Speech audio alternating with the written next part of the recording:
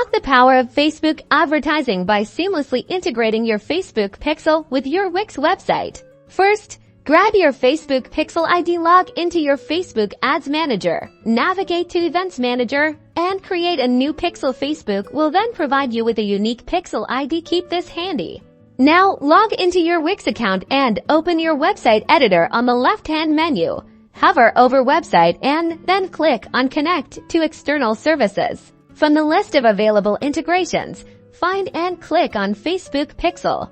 You'll see a field to enter your Facebook Pixel ID. Paste the Pixel ID you copied from Facebook Ads Manager into this box. Once you've entered your Pixel ID, click the Connect button. Wix will then automatically install the Facebook Pixel code onto your website.